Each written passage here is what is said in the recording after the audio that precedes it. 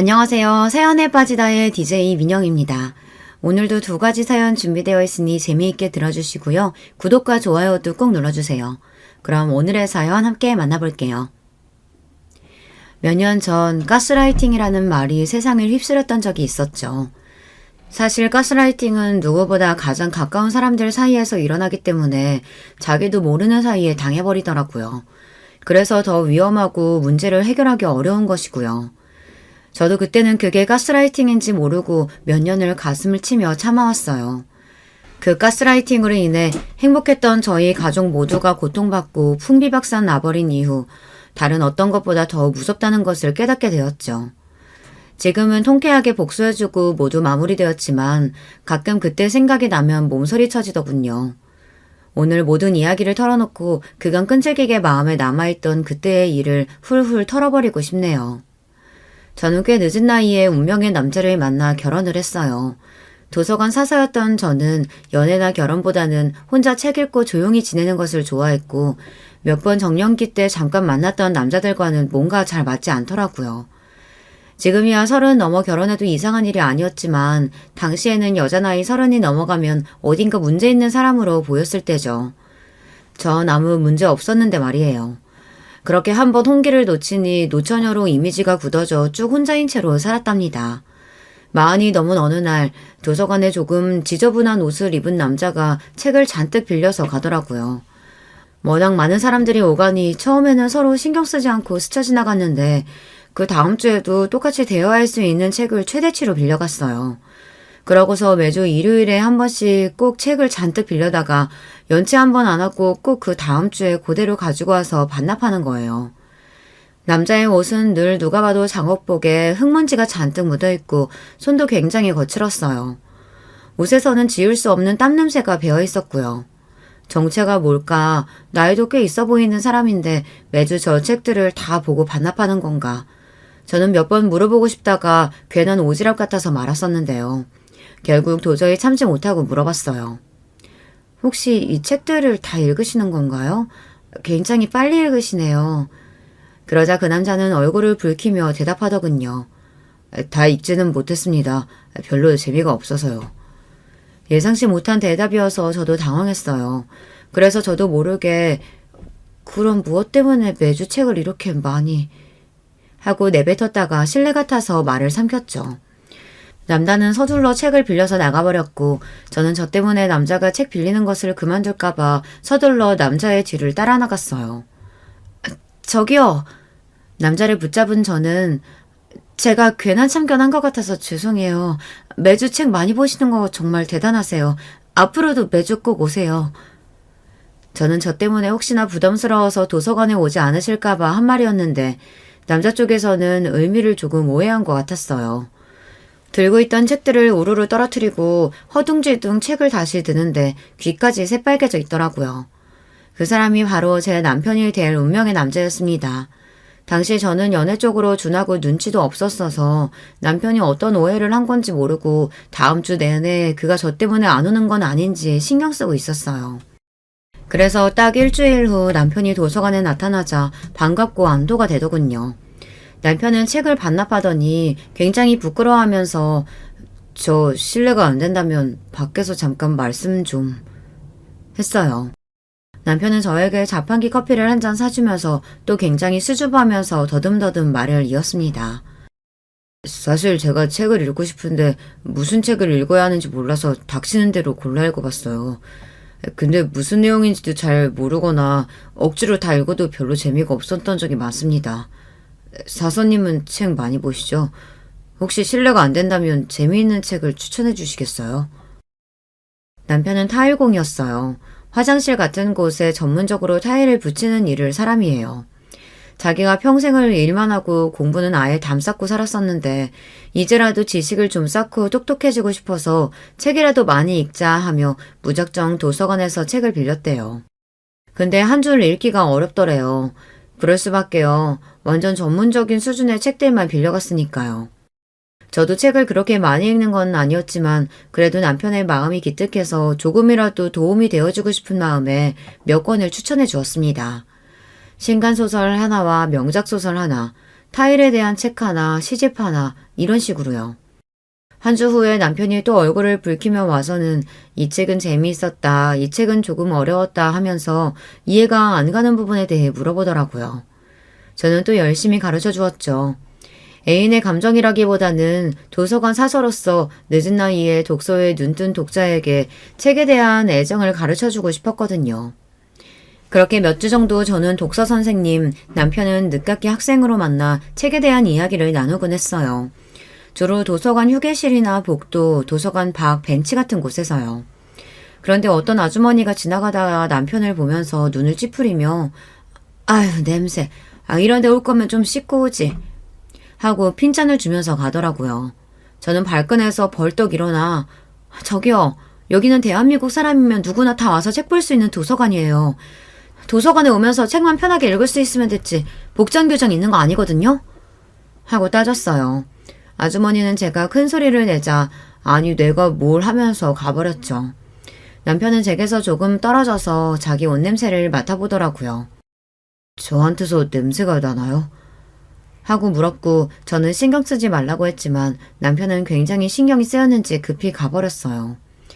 그리고 그 다음 주에 어김없이 찾아왔을 때 남편은 처음으로 새 옷을 굉장히 깔끔하게 차려입고 머리도 단정하게 나왔더라고요.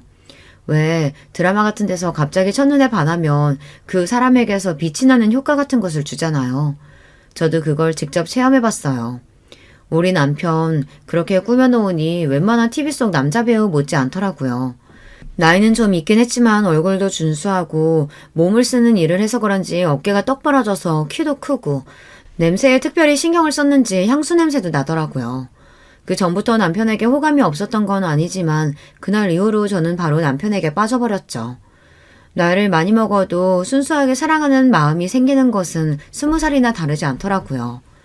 남편은 처음 제가 자기에게 말을 걸었을 때 자기를 쫓아나와서 매주 꼭 도서관에 오라고 한 소리가 일종의 호감 표시라고 착각했었대요. 그래서 정말 매주 가기 위해 일하는 틈틈이 계속 제가 추천해준 책을 읽었다고 하네요. 책에 대해 물어봤을 때 자연스레 대화할 수 있도록 몇 번이고 반복해서 읽었다고 해요.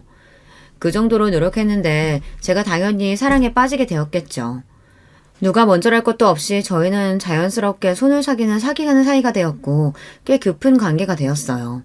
남편은 사귄 지 몇 달이 지나자 더 지나기 전에 먼저 이야기를 해야겠다면서 조심스럽게 말을 꺼냈죠. 사실 저는 몇 년 전에 이혼했습니다. 그리고 애가 지금 4살이에요. 남편이 나이가 좀 있다 보니 초혼이 아니지 않을까 짐작은 했었지만 당시에는 이혼이 흔치 않았던 시대였던 데다 4살이나 먹은 아이까지 있다니 충격이 크긴 했어요. 책을 읽기 시작한 것도 아이가 커가면서 아이를 가르치려면 좀 더 똑똑해야겠다는 생각이 들어 그랬다고 하더라고요. 저는 연애 경험조차 많지 않은 사람인데 만약 결혼까지 가게 된다면 갑자기 4살 먹은 아이가 생기게 되는 상황이었죠. 남편은 떨리는 목소리로 말했어요. 감정이 더 깊어지기 전에 말을 해야 한다고 생각했어요. 저도 아이 때문에 더 이상의 연애와 결혼은 없을 거라고 생각했었는데 머리와는 다르게 좋아하는 마음이 너무 커져버려서 저는 결코 헤어지고 싶은 마음은 없지만 어떤 결정을 내리시든 따르겠습니다.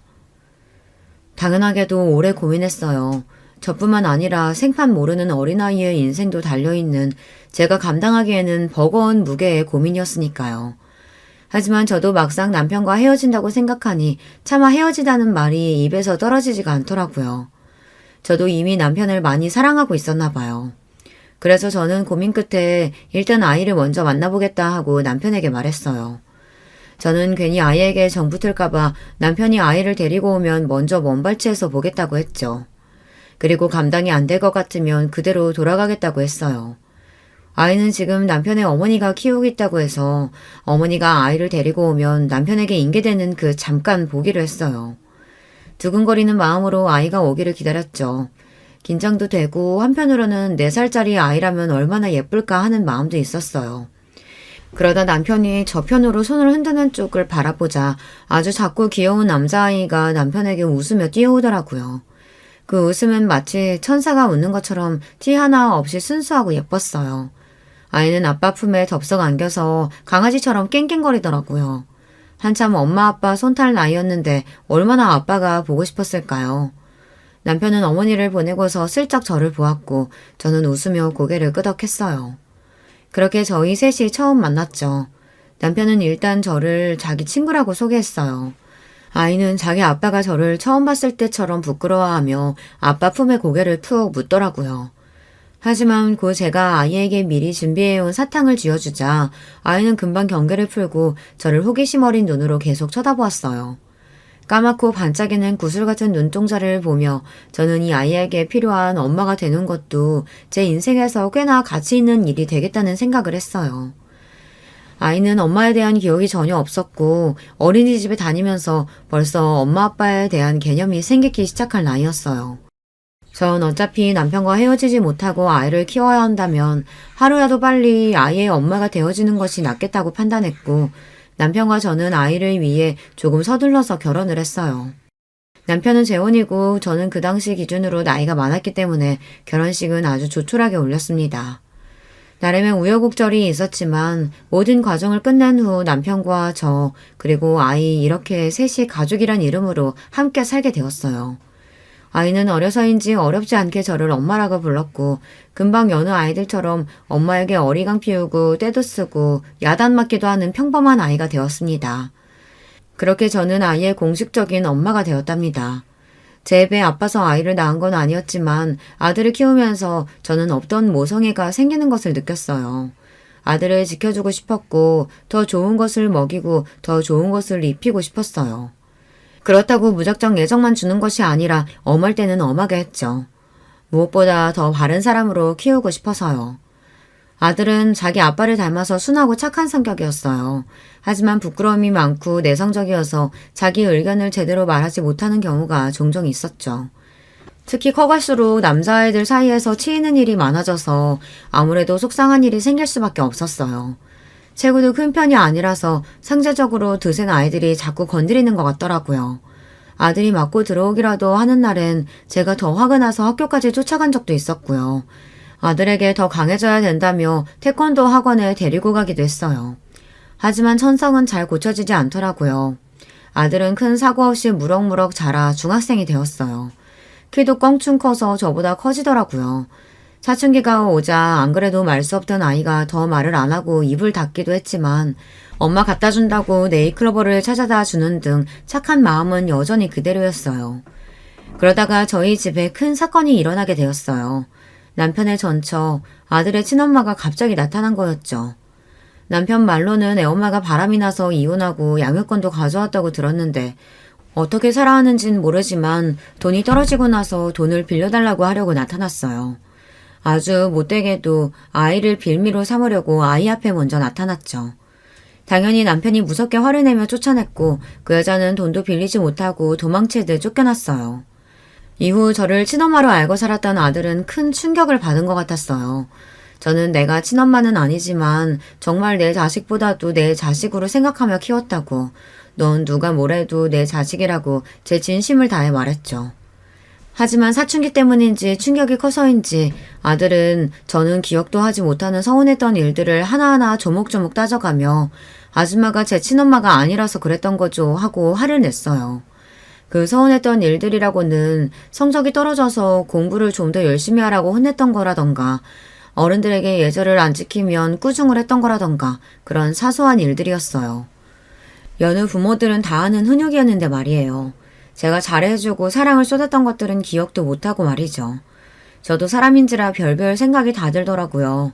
너무나 서운하고 검은 머리 짐승은 거두는 게 아니라는 옛말이 정말 맞는 건가 싶고 나중에야 자기가 그때 잘못했다고 싹싹 빌긴 했지만 그때 받은 상처는 정말 저도 지워지지 않더군요.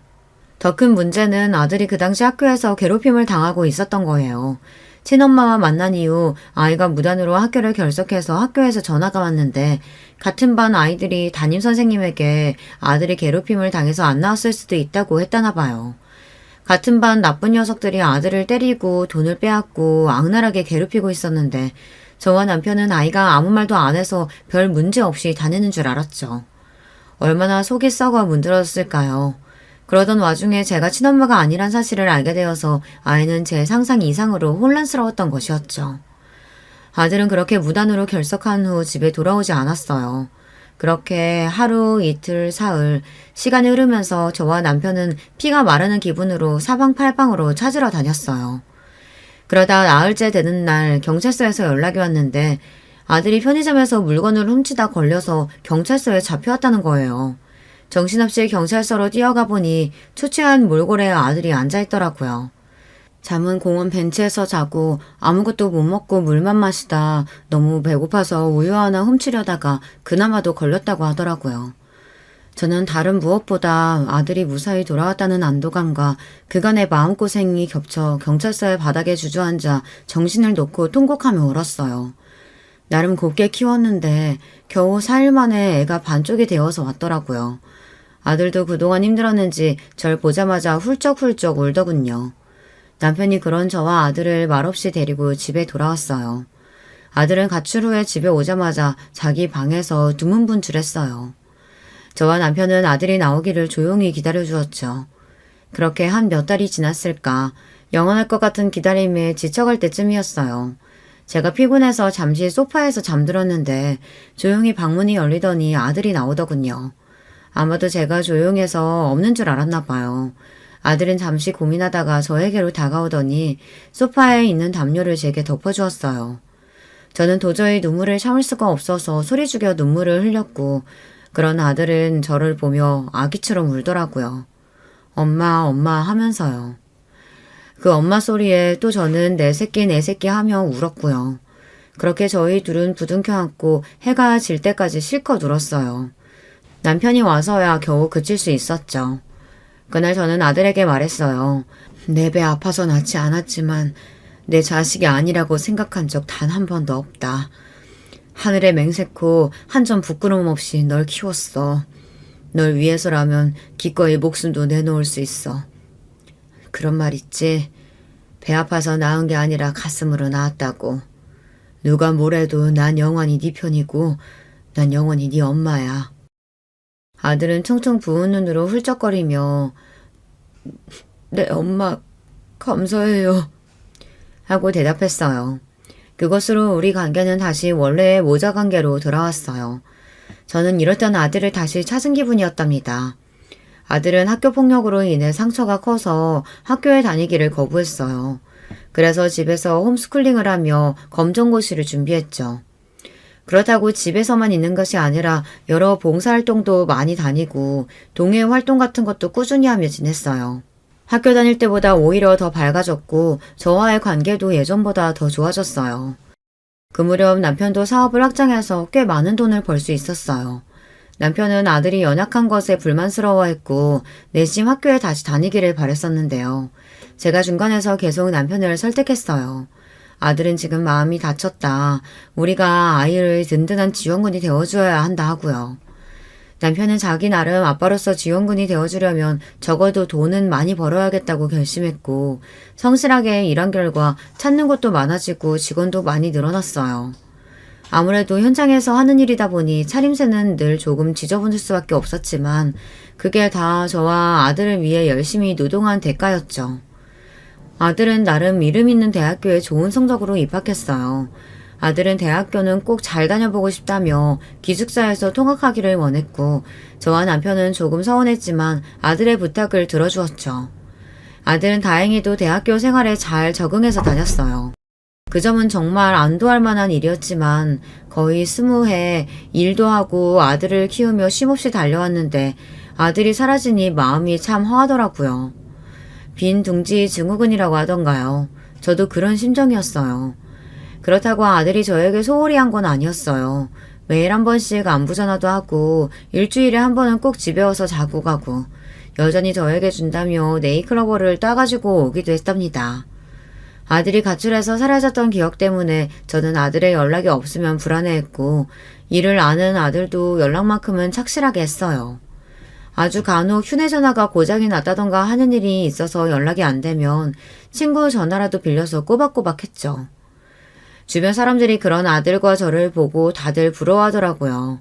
딸도 아닌 장성한 아들이 저렇게 엄마를 챙긴다고 전생에 부부 아니었냐고 할 정도였어요. 잘 키운 아들 하나 10달 안 부러웠죠. 시간이 흘러 아들은 군대도 무사히 잘 다녀오고 학교에 복학해서 취업 준비를 열심히 하고 있었어요. 그러다 문득 어느 날부터 전화가 뜸해지더라고요. 처음에는 이틀, 또 조금 후에는 사흘, 나흘. 취업 준비가 바쁘니 어쩔 수 없다고, 그래도 그것도 자주 하는 편이라고 이해했어요. 하지만 아들은 제가 전화해도 잘 받지 않고 전화 받아도 뚱하게 대꾸하더라고요. 제가 조심스럽게 요즘 무슨 일이 있니? 하고 물으면 그저 취업 스트레스 때문에 좀 힘들다고만 하더군요. 그래서 저는 집에 와서 맛있는 것도 먹고 쉬면서 머리 좀 식히고 가라고 권했는데 그럴 필요 없어요 하고 딱 잘라 말하더라고요. 그때부터 조금 이상하다고 생각하긴 했어요. 아들은 연락도 뜸해졌고 집에 오는 횟수도 크게 줄었어요. 남편은 여자친구라도 생겼나 보지 라며 대수롭지 않아 했는데 거의 석 달 동안 얼굴을 못 봤더니 아들이 너무나도 보고 싶더라고요. 당시 아들은 기숙사에서 나와 자취방에서 생활하고 있었는데 뭘 제대로 챙겨 먹고는 살고 있는지 행여 공부한다고 몸이나 상하지 않았을지 혹시나 예전처럼 괴롭히는 사람은 없는지 걱정도 많이 되었고요. 그래서 아들이 집에 오면 꼭 해달라고 하던 제육볶음과 장아찌 등 반찬을 바리바리 싸들고 아들을 보러 갔어요. 내내 연락이 안 돼서 하는 수 없이 연락도 못하고 갔죠. 아들이 살고 있는 자취방으로 가서 초인종을 눌렀는데 뜻밖에도 여자 목소리가 나더라고요. 누구세요? 하고요. 저는 제가 주소를 착각했나 주소를 다시 확인하고 있는데 문이 열리고 웬 여자가 나오더군요. 여자는 누가 봐도 거기 사는 사람처럼 편안한 옷차림이었어요. 그리고 그 뒤에서 속옷만 입은 채 아들이 뒤따라 나왔어요. 아들은 저와 눈이 마주치고 사색이 되어 꽥 소리를 질렀죠. 엄마, 왜 연락도 없이 찾아왔어? 저는 너무 당혹스러워서 허둥지둥 반찬들을 바닥에 그냥 내려놓고 미안하다, 갈게 하고 서둘러 그곳에서 뛰쳐나왔어요. 아들도 어엿한 성인이니 연애하는 건 당연한 일이었지만 그렇게 정면으로 아들의 사생활을 봐버리니 머리가 하얗게 되더라고요. 정신없이 집으로 와서 보니 그렇게 통화가 안 되던 아들에게서 부재중 통화가 수없이 와 있었죠. 마침 남편이 집에 와서 멍한 저를 보고 무슨 일이 있냐고 물었고 저는 자초지종을 설명했어요. 아들 자취방에 여자가 있었어. 남편은 그 얘기를 듣고 잠시 생각하더니 아들에게 전화해 당장 집으로 오라고 했죠. 남편은 한창 젊은 나이이니 여자친구가 있을 수는 있지만 여자친구와 있겠답시고 부모 전화도 받지 않고 얼굴도 잘 비치지 않은 것은 문제가 있다면서 아들이 오기를 벼르고 있었어요. 저는 괜히 연락 없이 가서 이 사단이 났다는 생각에 자책하며 있었고요. 아들은 평소에는 전혀 보지 못했던 남편의 엄한 부름에 즉시 달려왔어요. 선물인지 뭔지 쇼핑백에 뭔가를 잔뜩 들고 왔더라고요. 남편은 아들을 앉혀놓고 여자친구냐 하고 직접적으로 물어봤어요. 아들은 조금 주저하다 네 하고 대답했죠. 남편은 얼마나 사귄 여자친구인진 모르겠지만 네 엄마가 너 준다고 반찬까지 해서 찾아갔는데 문전박대를 하냐. 어디서 배운 버르장머리냐 하고 꾸짖었죠. 그런데 갑자기 아들이 이제까지 한 번도 보지 못한 얼굴로 남편을 노려보며 제가 언제 반찬 갖다 달라 했어요? 저도 이제 성인이고 사생활이 있는데 막무가내로 찾아오시면 어떡해요? 하고 화르르 불타오르듯 화를 내더라고요. 저와 남편은 처음 보는 아들의 모습에 놀라고 기가 막히는데 아들은 자리를 박차고 일어나면서 현관에 놓고 왔던 쇼핑백을 쏟아버렸어요. 그건 제가 만들어서 아들 집에 가져갔던 반찬들이었죠. 누가 먹는다고 이렇게 잔뜩 가져왔어요? 솔직히 저 엄마가 갖다주는 반찬 반 이상은 다 버렸어요. 앞으로는 필요 없으니까 갖고 오지 마세요. 저는 화가 난다기보다 정말 딴 사람처럼 행동하고 말하는 아들의 모습에 충격을 받아 멍하니 아들을 보고 있었어요. 남편은 머리끝까지 화가 나서 아들의 멱살을 잡으며 소리쳤죠. 이게 무슨 못 배워먹은 짓이야? 그러자 자기 아빠보다 더 커져버린 아들은 남편의 팔을 획 뿌리치고 위협적으로 아빠를 노려보는 거예요. 못 배워먹은 건 아빠죠. 지금 저 때리시려고요? 그래요. 어디 쳐봐요. 이 새끼가 미쳤나? 남편은 완전히 폭발해서 아들의 멱살을 잡고 주먹으로 한 대 치려는 동작을 했어요. 아들은 평생 험한 일 한 번 해본 적 없는 아이였지만 남편은 산전수전 다 겪은 사람이라서 남편이 아들을 때리면 큰일 날 것 같았어요. 저는 그래서 필사적으로 남편을 막아섰죠. 아니야, 내가 잘못했어. 괜히 내가 가서 그래. 저는 얼른 아들을 제 뒤에 피신시키면서 미안해, 얼른 가! 하고 집 밖으로 등 떠밀었어요. 아들은 저와 남편을 처음 보는 차가운 눈빛으로 노려보곤 뒤도 안 돌아보고 가더군요. 저와 남편은 이게 대체 뭔가 싶어서 한동안 벙쪄 있었어요. 남편은 심각한 얼굴로 고민하더니 일단 자취방 얻어준 거를 빼야겠다고 하더군요. 저희와 떨어져 산 이후 아무래도 이상해진 것 같다면서요. 하지만 지금 저렇게 여자친구랑 같이 살다시피 하고 있는데 강제로 그렇게 해버리면 또 예전처럼 가출해버리거나 할까봐 서두르지 말자고 설득했어요. 일단은 두고 보자고요.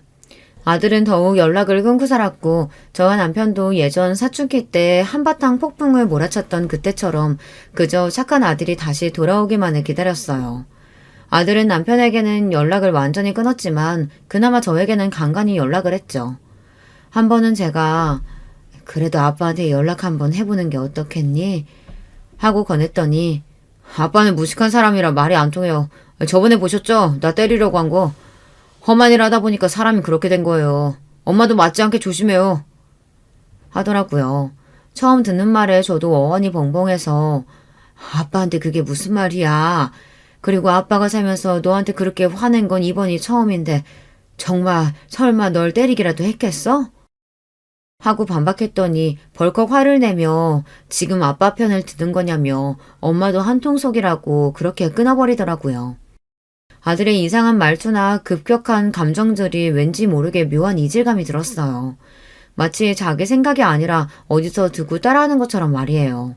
저는 즉각적으로 이건 아들 본인의 의견이 아니라는 것을 깨달았어요. 그렇다면 아들에게 그렇게 말하라고 시켰을 가장 유력한 용의자는 아무래도 여자친구였죠. 저는 고민하다가 아들에게 정식으로 여자친구를 소개해달라고 했어요. 우리 아들 같은 애를 만나주는 착한 여자가 누군지 궁금하다고 소개 없는 얘기를 하면서요. 아들은 한참 후에 다시 연락이 와선 여자친구랑 약속을 잡았으니 어디로 오라고 알려줬죠. 보통 부모님께 자기 애인을 보여주러 간다고 하면 부모님과 상의해서 장소를 잡을 텐데 자기들 편하게 아들의 자취방에서 가까운 곳, 그것도 와인바를 예약했더라고요. 도대체 왜 와인바 같은 곳을 잡았지 싶었는데 나중에 알고 보니 아들의 여자친구가 와인을 좋아한다고 거길 잡았던 거더라고요. 저는 모든 것을 꾹 참고 최대한 비위를 맞추며 여자친구에 대해 알아내려고 와인바로 갔어요. 아들의 여자친구를 정식으로 처음 만나는 자리였죠. 여자친구는 아들보다 4살이나 연상이었고 생긴 건 특별할 것이 없이 평범하게 생겼더라고요. 그런데 아들의 눈을 보니 이미 여자친구에게 완전히 빠져있는 게 보일 정도였어요. 도대체 무슨 매력이 있길래 아들이 이렇게까지 정신을 못 차릴까 싶었어요. 아들의 여자친구는 자기 맘대로 메뉴를 이것저것 시키고 와인을 물 마시듯 벌컥벌컥 잘 마시더라고요. 남자친구의 어머니를 처음 보는 자리인데 솔직히 제가 계속 눈치를 보고 그 아이는 전혀 예의를 차리지 않아 입장이 완전히 바뀌어있는 느낌이 들었죠. 저는 예의상 우리 아들 만나줘서 감사해요 하고 말했는데 들어온 대답은 네, 제가 좀 고생하고 있죠. 였어요. 솔직히 어머님 아들 제가 인간 만들어놨어요. 도대체 어떻게 키우신 거예요? 할 줄 아는 것도 없고 사회성도 없고 순 쑥맥이고 옛날에 왕따도 당했다면서요? 제가 하나부터 열까지 다 사람 만들어놨어요. 얘는 진짜 나한테 감사해야 돼요. 야, 가서 물 좀 떠와. 아들은 무슨 시중처럼 벌떡 일어나서 물을 가져오더라고요. 기가 막히더군요. 저는 그래도 제 기분을 끝까지 내색 안 하고 우리 아들이랑 그럼 지금 동거 중인 거예요? 했어요. 그랬더니 저희 혼인신고했어요. 라는 거 있죠. 제가 너무 깜짝 놀라서 듣고 있던 포크를 떨어뜨릴 정도였어요. 혼인신고를 했다고? 이미? 네. 제가 부모님께 굳이 말씀드릴 필요 없다고 했어요. 무슨 마마보이도 아니고 결혼은 저와 얘 둘이 하는 건데 그걸 일일이 보고해야 될 필요는 없잖아요. 그리고 저 나름 깨어있는 여자라서 그럼 남 보여주기 식의 허례의식은 할 필요 없다고 생각했어요. 남들 보여주는 식의 성대한 결혼식 같은 거 부모님도 원하시지 않으시죠? 아니, 그래도 결혼은 중차대한 일인데 그렇게 둘이서만 결정하면 어머, 설마 어머님도 결혼식으로 지금까지 뿌린 돈 회수해야 된다 뭐 그런 속물적인 말씀하시라는 건 아니시죠? 부모님들이 자식들 결혼식으로 한몫 잡으려고 하는 거 되게 별로라고 생각하거든요. 결혼은 저희끼리 하는 거고 저희가 주인공이니 결정도 저희가 하는 거죠. 안 그래요? 똑똑한 척 깨어있는 척하며 설득력 있게 말하려고 애를 썼지만 자기만 옳고 남을 깎아내리는 방식의 대화법은 분명 일반적인 사람이 하는 대화법은 아니었죠. 보통 말하는 사기꾼 화법이라고 할까요? 저는 뭔가 쎄한 느낌을 받았어요. 여자친구에게서 눈을 못 떼는 제 아들을 보면서 저 순진한 아이가 저런 화법에 말려들어서 저렇게 정신 못 차리는구나 하고 깨달았어요. 거기서 여자친구에게 반박하거나 화를 내면 남편에게 했듯 저와도 연락을 끊을 것 같아서 아무 말 못했죠. 생각해보니 남편에게 했던 그런 이상한 행동들과 말들도 자기 의견이 아니라 여자친구의 말을 그대로 읊은 것 같다는 생각이 들더군요. 와인바에서 계산도 다 제가 했어요. 아들의 여자친구는 당연하다는 듯 저희가 아직 취준생이라서 돈이 없어요. 먼저 보자고 하신 쪽이 계산하시는 거죠? 잘 먹었습니다, 어머님. 하면서 이빨만 쑤시고 있더군요. 아주 이거 크게 잘못 걸렸구나. 저는 집에 오는 내내 그 생각만 들었어요. 하지만 이미 아들이 그 여자에게 깊이 빠져들어 있는 게 눈으로도 보였기 때문에 섣불리 다가섰다간 아들이 더욱 등을 돌리게 뻔했어요. 저는 남편에게 아들이 이미 혼인신고를 했다는 사실을 알렸어요. 남편도 꽤 충격을 받았고 당장이라도 호적을 파버릴 것처럼 화를 내더군요. 저는 일단 이미 해버린 혼인신고를 다시 되돌릴 수는 없으니 최대한 비위를 맞춰서 아이들이 잘 살게 해주자고 했어요. 앞뒤가 바뀐 것 같지만 그래도 정식으로 결혼식도 올려주자 하고요. 너무 젊은 나이에 이혼남이 되는 것보다는 최악보다는 나을 테니까요. 제가 아들과 여자친구에게 결혼식 날짜를 잡자고 하니 지난번 첫 만남 때 했던 말과는 다르게 어머님이 원하시니 하는 수 없이 들어드리겠어요. 하며 결혼식을 하겠다고 하더군요. 그렇게 불안한 결혼식을 올리게 되었어요. 결혼식 과정에서도 잡음이 끊이지 않았죠. 아들의 입을 통해 나오는 며느리의 의견은 대체로 무리한 요구였어요. 신혼집은 집값이 오를 만한 시내 중심가에 잡아야 한다. 시댁과는 거리가 떨어져 있어야 한다. 전세보단 매매를 해달라. 자기들은 취업준비생들이라 돈이 없으니 집에 들어갈 혼수도 다 해달라. 신혼여행 숙소는 호텔이나 리조트가 아니라 꼭 풀빌라여야 한다. 요구사항도 참 많았죠. 누가 보면 결혼해달라고 빌어서 결혼하는 줄 알겠더라고요. 그래도 저는 한 번 하는 결혼, 아들 내외가 행복해야지 하면서 군말 없이 다 들어줬어요. 아들이 저렇게까지 좋아하는 여자라는데 그럼 저희에게도 소중한 사람이라고 생각하면서요. 그런데 결혼식 일주일 남겨놓고 아들이 할 말이 있다며 저만 따로 조용히 부르더군요. 그러더니 아빠는 결혼식 안 오면 안 돼? 하는 충격적인 말을 하더라고요. 우리 나름 품위 있는 결혼식 하는데 아빠 하는 일이 그러니까 아빠 하객들도 다 좀 그렇고. 그리고 아빠가 나한테 폭력 쓴 거에 대해서 아직 난 화가 안 풀렸어. 솔직히 그런 행동을 한 사람을 아빠라고 하고 싶지도 않고. 저는 순간적으로 정말 화가 나서 아들의 뺨을 칠 뻔했어요. 아니 어떻게 자기를 평생 키워준 은혜도 모르고 저런 것도 자식이라고 버리지 않고 키운 남편이 불쌍할 정도더라고요. 저는 최대한 참고 그러면 안 된다 이렇게 거절했는데 아들은 늘 자기 말을 들어주던 제가 그런 반응을 보이니 당황하더군요.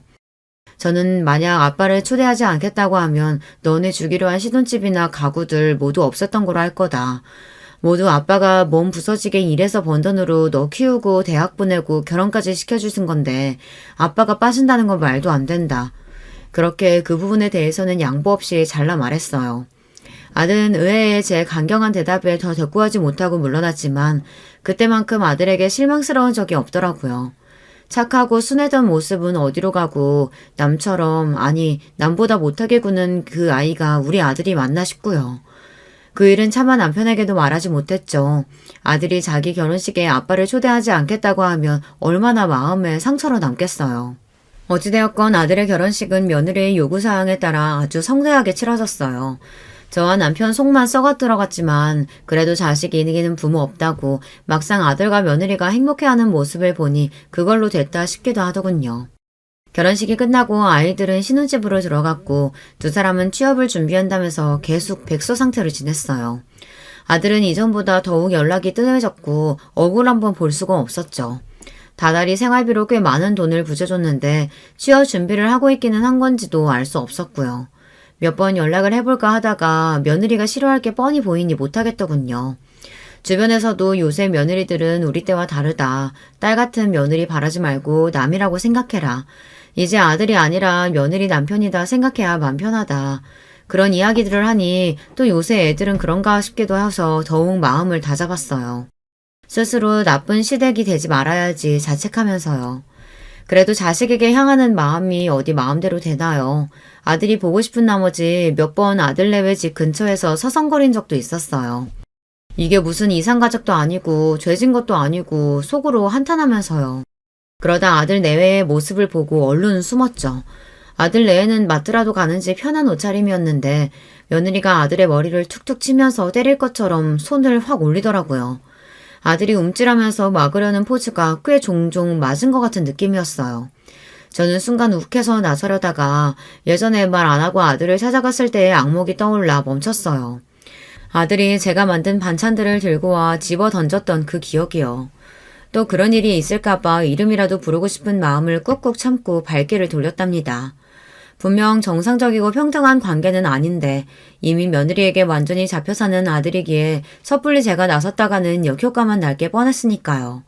물 없이 고구마를 꾸역꾸역 먹는 것 같은 나날이었어요. 아들이 결혼하고 1년 정도 거의 연락두절 상태로 지내던 중 남편이 갑자기 쓰러지는 일이 생겼어요. 간 수치가 정상 수치의 10배는 넘게 나오더라고요. 의사가 위험했다고 할 정도였어요. 너무 무리하게 밤낮 없이 일한 게 원인이었죠. 다행히 간 수치는 금방 정상으로 들어왔지만 남편이 나이도 있고 하니 앞으로는 너무 무리하게 일하지 않고 조금 즐기면서 살기로 했어요. 저도 환갑은 훌쩍 넘은 나이였고 남편은 벌써 칠순을 바라보는 나이였으니까요. 남편은 건강하던 자신이 쓰러지자 자기도 늙었다는 것을 체감한 건지 웬일인지 아들이 보고 싶다고 하면서 연락 온 건 없냐고 물어보더라고요. 아빠가 쓰러지셨으니 그 정도 연락은 부모로서 할 수 있는 거잖아요. 그래서 저는 결혼한 이후 처음으로 아들에게 먼저 연락을 했어요. 그것도 조심스럽게 문자 메시지를 보냈죠. 아들, 잘 지내지? 아빠가 과로로 간 수치가 너무 높아져서 쓰러지셨어. 아들이 보고 싶으시대. 엄마도 아들 얼굴 본 지 너무 오래돼서 보고 싶어. 연락 좀 줘. 아들은 몇 시간 후에야 전화가 왔어요. 아빠가 쓰러지셨다고? 심각한 상황이야? 저는 오랜만에 아들 목소리를 들으니 울컥했죠. 응, 다행히 괜찮아지셨어. 근데 아빠도 나이가 있고 하니까 조심해야지. 아들 볼 날도 얼마 남지 않았잖아. 우리 오랜만에 얼굴 좀 보고 얘기하자. 응? 그런데 정말 상상치도 못한 대답이 나왔어요. 설마 간 달라고 만나자는 거야? 저는 당황스러워서 뭐라고 대꾸했더니 그런 거 아니면 심각한 상황 아니라는 거지? 그럼 됐어. 끊을게. 하고 바로 끊어버리는 거예요. 끊기 일보 직전에 수화기 너머로 거봐! 내 말 맞지? 하는 소리가 들렸어요. 며느리 목소리였죠. 그때 깨달았어요. 이 모든 건 며느리의 농간이라는 것을. 지금까지 했던 아들의 이해할 수 없는 행동들, 말들, 그제야 모두 이해가 되더군요. 제 아들은 여자친구의 꼭두각시였던 거예요. 마침 그때 연예계에서 여자 배우가 남자 배우에게 가스라이팅을 해서 이슈가 된 시기였고 저는 제 아들도 그 남자 배우처럼 가스라이팅 당했다고 확신했어요. 말투며 행동이 너무 비슷하더라고요. 더 이상 참을 수 없었어요. 저는 아들에게 아버지와 함께 내일 집에 방문할 거다. 만약 내일 또 우릴 피한다면 앞으로 더 이상 지원은 끊겠다 하고 메시지를 보냈죠. 처음으로 곧장 며느리에게서 전화가 오더군요. 어머니, 지금 저희 협박하시는 거예요? 요즘 세상에 마음대로 며느리 집에 오고 그러시면 안 되는 거 모르세요? 하고 뻔뻔하게 말하는데 그 며느리 집이라는 말에서 저는 이 애가 어떤 생각을 갖고 있는지 알았어요. 그래서 그럼 내일부터 무일푼으로 살던가 알아서 해라 하고 먼저 전화를 끊어버렸어요. 선전포고를 한 거죠. 저와 남편은 다음날 약속한 시간에 아들 내외 집으로 향했어요. 돈이 권력이라고 아들 내외는 불만스러운 얼굴이긴 했지만 문을 열고 저희를 맞이하더군요. 저와 남편, 아들과 며느리는 서로 마주보고 앉았어요. 며느리는 그동안 살도 많이 쪘는데 아들은 피골이 상접했고 뭔가 어두운 얼굴이었어요. 불안한 눈동자는 계속 흔들리며 며느리의 눈치를 보는 것 같았고요. 말 그대로 완전히 세뇌당한 모습이었어요. 너희에게 취업 준비하라고 생활비 준 게 1년은 훌쩍 넘었는데 그동안 취업 준비는 어떻게 했니? 제가 묻자 며느리가 대답했어요. 어머님, 요새 취업 힘든 거 아시잖아요. 자격증 공부하면서 여기저기 이력서 넣는데 잘 안 되네요. 너 말고 아들이 직접 대답해봐라. 어머니, 이 사람은 말도 잘 못해요. 면접에서 얼마나 많이 떨어졌는데요. 저는 며느리를 똑바로 보며 손가락으로 대문을 가리켰어요. 나가 있거라. 직접 물어볼 테니까. 며느리는 당황스러운 눈으로 저와 아들을 보다 민기적거리며 일어나 바깥으로 나갔어요. 며느리가 사라지자 아들은 주인 잃은 개처럼 눈에 띄게 안전부절 못하는 거예요. 대체 그동안 무슨 일이 있었길래 애가 이렇게 바보 천치가 되었는지 기가 막힐 일이었죠. 저는 아들의 손을 꼭 잡고 그동안 어떻게 지냈니 하고 물었어요. 아들은 흠칫 놀라며 의심스러운 눈으로 저를 보았죠. 아들은 제 손을 빼내며 제가 어떻게 지내든 관심도 없으시잖아요 하더군요. 세상에 가장 사랑하는 아들이 어떻게 지내는지 관심이 없는 엄마가 세상에 어디 있겠냐. 제가 이렇게 대묻자 아들은 아줌마는 제 엄마도 아니잖아요 하고 경계하는 눈으로 저를 쳐다보는 거예요. 남편이 벌떡 일어나며 화를 내려고 했지만 저는 남편을 꾹 누르며 앉혔어요. 그게 며느리가 원하는 반응이겠죠. 저는 떨리는 목소리를 애써 감추려 노력하면서 차분하게 대응했어요. 그래, 그게 사실이지. 그럼 이 세상에 널 제일 사랑하는 사람은 밖에 있는 네 와이프라고 생각하니? 제가 묻자 아들은 고개를 끄덕거렸어요. 저같이 소심하고 사회성도 없고 사람들도 다 싫어해서 왕따나 당했던 저를 제 와이프만 이해하고 품어줬어요. 아줌마랑 아빠도 저한테 관심 끊고 연락도 잘 안 했잖아요. 제가 싫으시죠? 남들처럼 학교 잘 다니고 취업도 잘하는 아들 아니라서 미우셨죠? 그래요. 저도 알아요. 제가 죽을 때까지 영원히 저를 사랑해주는 사람은 제 와이프뿐이라고요. 아들은 소리를 꽤 질렀어요. 그리고 한참 동안 아줌마는 아빠를 꼬드겨 자기와 아빠 사이를 갈라놓은 악마. 아빠는 그런 저에게 빠져서 자기에게 폭력을 휘두르고 연을 끊고 사는 사람이라고 그런 요지로 횡설수설 떠들어댔어요. 그래, 그렇게 너를 교육시켜놨구나. 아들과 며느리가 연애를 시작하고 결혼하기까지 그 긴 시간 동안 며느리는 저와 남편을 그런 이미지로 만들어 놓았어요. 저와 남편이 아이들을 배려한답시고 거리를 둔 것이 오히려 아들에게 확신을 주게끔 만들어 놓은 거였죠. 아들은 저와 남편을 억지로 끌고서 집 밖으로 내보냈어요. 남편은 충격을 받았는지 아들에게 실망한 건지 잠자코 밖으로 나갔어요. 저도 막상 저에게 발악하는 아들을 보니 준비했던 말들은 하나도 나오지 않고 끌려나가게 되었죠. 밖에 있던 며느리는 저와 남편을 보고 의기양양하게 웃더군요. 비아냥이 가득한 목소리로 조심히 들어가세요 라고 말하며 집으로, 아마도 본인의 집이라고 생각하는 그 집으로 들어갔어요. 문이 쾅 닫히고 남편은 저를 끌고 차로 갔어요. 오늘부로 저놈 내 아들 아니야. 남편은 배신감이 큰지 조금 울먹이며 말하더라고요. 남편은 당신 말대로 저놈이 뭔 세뇌를 당했는지 어쩐 건지 모르지만 어쨌든 원래부터 저런 생각을 가지고 있었으니까 저런 소리를 짓거리는 거 아니냐. 대학교까지 졸업한 다 큰 놈이 말이다. 저건 완전 글렀다. 돌이킬 방법이 없다. 남편은 완전히 마음이 돌아선 듯 했어요. 저는 어찌할 바 몰라 멍하니 있다가 가방을 뒤졌어요. 아들 집에 휴대전화를 놓고 왔더라고요. 저는 다시 아들네외 집으로 갔어요. 차마 다시 그 집에 들어가지 못하겠어서 대문 앞에 한참 서 있었죠. 그런데 안쪽에서 고함 소리가 들려오는 것 같아 저는 대문에 귀를 대고 자세히 들여봤어요. 네가 처신을 어떻게 했길래 네 부모가 내 집까지 들어와. 네 애비한테 나는 고약한 냄새에 빠지질 않잖아. 이 쓸모없는 새끼. 나 없으면 아무것도 못하는 형편없는 새끼. 잘 들어. 저 늙은이들이 죽어서 너한테 유산 남겨주는 게 네가 할 수 있는 제일 가치 있는 일이야. 알았어? 저 버러지들이 다시 이 집에 찾아오면 그땐 진짜 이혼이야. 물건 던지는 소리가 나고 아들이 잘못했어 미안해하며 용서를 비는 소리가 났어요. 저는 당장이라도 문을 열고 들어가 아들을 데리고 뛰쳐나오고 싶었지만 이미 깊이 세뇌된 아들이 저를 쫓아올 리 만무했죠. 그래서 저는 피눈물을 머금고 몸을 돌려 집으로 돌아왔어요. 아들을 되찾으려면 이제는 이 방법밖에 없었죠. 저는 매일같이 아들 내외의 집 앞에서 아들이 혼자 집 밖으로 나오는 때를 기다렸어요. 아들은 혼자서는 거의 밖으로 나오지 않더라고요. 주로 며느리만 밖으로 나돌아다녔고 이따금 며느리와 아들이 함께 나오기도 했어요. 그렇게 기회를 엿보기를 몇 주, 마침내 아들이 쓰레기를 버리러 혼자 나왔어요. 저는 얼른 때를 노려 아들 내외 집 우편함에 제가 모아온 자료들을 넣어두고 몸을 숨기고서 아들을 지켜보았어요. 아들은 쓰레기를 버리고 나서 집으로 돌아가던 길에 제가 우편함에 꽂은 봉투를 발견하고 꺼내보더라고요. 봉투 안에는 제가 그동안 모아온 사진들이 가득 들어있었어요. 아들은 충격을 받은 얼굴로 사진을 들여다봤죠. 그 사진들은 모두 며느리의 불륜 사진이었어요. 꽤 오래전 아들이 결혼하고 나서 연락이 잘 되지 않아서 제가 아들 집 근처를 몰래 서성거린 적이 몇 번 있었다고 했잖아요. 그때 처음 보았어요. 며느리가 집 근처에서 다른 남자와 끌어안고 입을 맞추며 들어가는 장면을요. 저는 너무 충격을 받아서 일단 동영상으로 기록을 남겨놓았어요.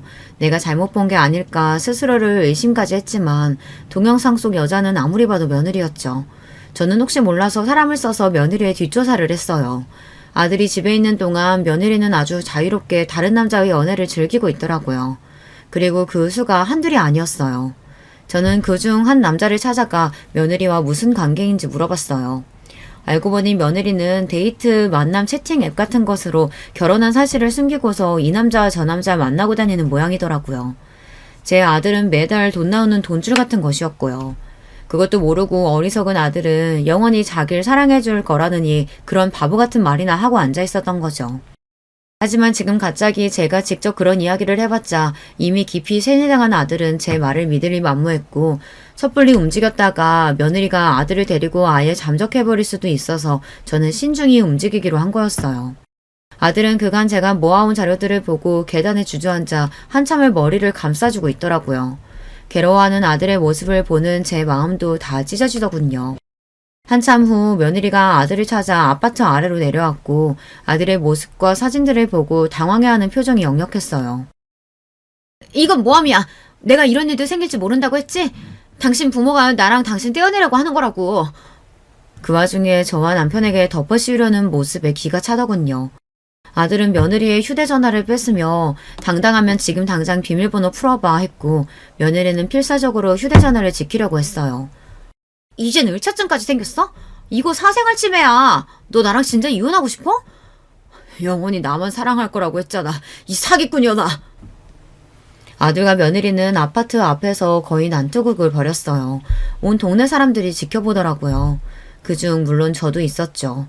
아들은 끝내 며느리의 휴대전화를 확인하고서 제가 보낸 자료들이 진실이라는 것을 깨달은 모양이었어요.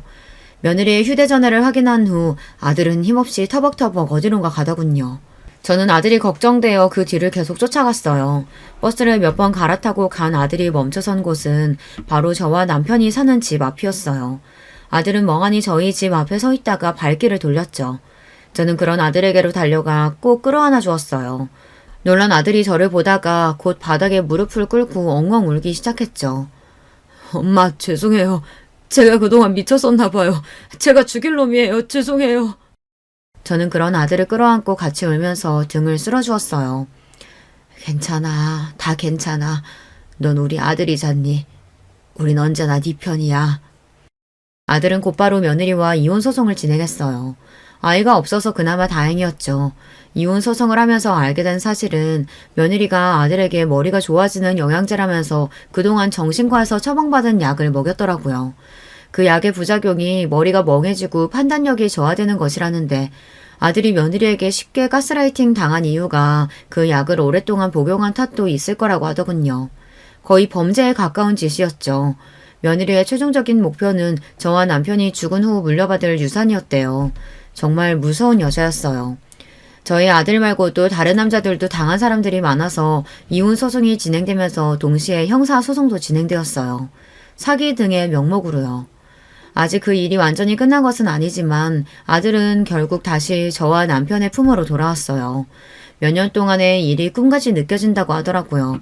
자기가 왜 그랬는지 자기고 알 수 없다면서 저와 남편에게 너무나 죄송하다고 빌었어요. 나쁜 사람이 작정하고 덤비는데 우리같이 평범한 사람들이 어떻게 대응할 수 있었겠냐고 그저 운이 좀 없었다고 생각하고 새롭게 출발하자고 했어요. 남편도 아들이 그렇게 행동할 수밖에 없었던 것을 이해해주고 다시 받아주었죠. 엊그저께는 아들과 남편과 다 같이 모여 모처럼 공원에 나가 산책을 했어요. 여러 일이 있었지만 다시 평화가 찾아왔다는 것을 깨닫고 행복하다는 것을 느꼈어요. 아들은 어릴 때와 같이 네이클로바를 찾으려 애썼죠. 예전에는 잘 찾았는데 이젠 못 찾겠다며 실망하자 저는 아들에게 말해줬어요. 네가 내 네이클로버야, 내 아들. 안녕하세요. 저는 지방 사는 40대 후반 여자입니다. 오늘은 제가 겪은 기가 막힌 사연을 제보하려고 해요. 이번 일은 제 인생에서 가장 큰 사건이었습니다. 주변에 말했더니 꼭 제보하라고 해서 하게 되었어요. 아마 제 얘기에 공감하는 분들도 많으실 거예요. 사람마다 추구하는 가치는 다 다르잖아요. 그중 안정적인 성향도 있고 반면 모험하는 것을 좋아하는 분도 있죠. 여러분 혹시 사업병이라는 단어 들어보셨어요? 남자라면 한 번쯤은 걸린다는 그 사업병이요.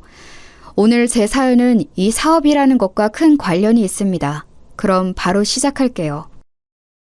나 이번 달에 사직서 낼 거야. 저번에 말했던 그 사업 진짜 잘할 자신 있어. 여보, 당신은 나 믿지? 내 친구 진섭이 알지? 나랑 제일 친한 친구 걔 말이야. 걔가 나한테만 추천하는 거라고 은밀하게 정보를 줬어. 이거 그냥 넘기면 호구야, 호구. 뭐? 사업? 당신 그거 장난으로 한 말 아니었어? 내가 사업에 얼마나 예민한지 당신도 알잖아. 나는 당신이 그냥 꺼낸 얘기인 줄 알았어. 멀쩡하게 다니던 회사를 왜 그만두는 거야? 당신 승진 욕심도 있잖아. 승진? 다 필요 없어. 내가 회사 생활을 해보니까 이렇게 남 밑에서 일하는 것은 이제 더는 못하겠어. 나도 내 고유의 사업을 하고 싶어. 여보, 당신 나 믿지? 어? 나 반드시 성공할게. 나만 믿어. 아, 여보, 그런데 우리가 지금 모아놓은 돈이 많은 것도 아니잖아. 지금 나는 임신한 상태라 곧 아이도 태어나잖아. 너무 모험인 거 아닐까? 차라리 우리 조금 시기를 미루는 건 어때? 아이 태어나면 들어갈 돈도 많아서 나는 걱정이야. 걱정하지 마. 돈? 그건 내가 사업하면 내가 받는 연봉이 이제 월급이 된다니까? 내가 진섭이한테 들으니까 무조건 성공할 수밖에 없는 사업이야. 그러니까 당신은 나만 믿으면 돼. 곧 태어날 아이를 위해서라도 사업은 해야 하는 거야. 나 혼자 벌어서는 우리 가족 못 먹여 살려. 내가 다 생각이 있어서 그래. 저는 남편의 말에 말 그대로 망연자실했습니다. 제가 남편하고 애초에 결혼했던 이유 자체가 남편이 성실하게 안정적인 회사에 다녀서였거든요. 왜 아직 시작하지도 않은 사업으로 제가 이렇게 걱정이 많은지 궁금하시죠? 그건 바로 우리 친정이 아버지가 갑자기 사업하면서 폭삭 망했던 기억이 있기 때문이에요. 때는 제가 중학교 1학년 때로 거슬러 가겠습니다. 내가 이럴 줄 알았어. 그래서 내가 그렇게 반대했던 거라고. 왜 그러게 멀쩡히 다니던 공무원을 그만둔 거야? 당신 제정신이야? 어? 아무리 그래도 보증을 서면 어떡해. 내가 진짜 스트레스 받아서 죽을 것 같아. 당신 때문에 내가 친정에 빌린 돈이 얼만지 알아? 아이고 머리야. 미안하다. 내가 진짜 미안하다는 말밖에 할 말이 없어. 여보, 시간을 되돌릴 수만 있다면 나 그렇게 하고 싶어. 나도 준철이가 나를 그렇게 배신할 줄은 전혀 몰랐어. 당신도 알잖아. 그놈하고 나 어릴 때부터 죽고 못 사는 사이였어. 가족도 외면하는 보증을 왜 믿었냐고. 당신 때문에 지금 당장 우리는 어떡해. 미선이랑 미진이는 어떡하냐고. 애들 당장 학교는 보낼 수 있어? 어? 또 이렇게 사채업자들이 찾아오면 어떡할래? 당장 어떻게 할 거냐고 인간아. 내가 미안해. 여보, 내가 미안해. 우리 엄마도 나 때문에 충격받아서 쓰러지셨어. 당분간 애들은 처가에 보내자. 장모님 볼 면목이 없다. 돌아가신 장인어른께도 너무 죄송해. 아빠는 공무원으로 재직하다 친구의 꼬임이 넘어가서 사업을 시작하셨어요. 그리고 그 사업은 어마어마한 빚을 남겼습니다. 심지어 아빠는 그 과정에서 아빠의 가장 친한 친구인 준철이 삼촌의 보증을 서주었습니다. 준철이 삼촌은 저도 잘 아는 삼촌이었어요. 아빠가 아주 어릴 때부터 붙어 다닌 사이고 형제보다 가까운 사이였죠. 그래서 우리 집에도 자주 놀러 왔었어요. 사업이 망하기 전에는 준철이 삼촌과 같이 여행도 갈 정도였습니다. 야, 미선아, 삼촌이 결혼을 못해서 우리 미선이랑 미진이를 딸처럼 여기는 거 알지? 만약 아버지랑 어머니가 미우면 삼촌 집으로 달려와. 우리 애들 예뻐하는 건 좋은데 너도 이제 슬슬 자리 잡아야지. 괜찮은 여자 구해서 결혼해. 뭘 결혼이냐. 나는 그냥 혼자가 편하다. 아이 보고 싶으면 이렇게 미선이랑 미진이 보면서 만족하면 돼. 우리 공주들 삼촌이 책임진다. 이렇게 사이가 좋았던 기억은 제가 중학생이 되면서 사라졌어요. 준철이 삼촌에게 배신당한 아빠는 보증 때문에 온 집안 돈을 날려먹었거든요.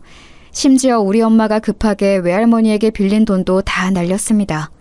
워낙 친척들에게 돈을 빌리고 다녀서 외삼촌과 외숙모와는 이때 인연도 끊기게 되었어요. 역시 돈 앞에서는 친구고 가족이고 뭐가 없더라고요.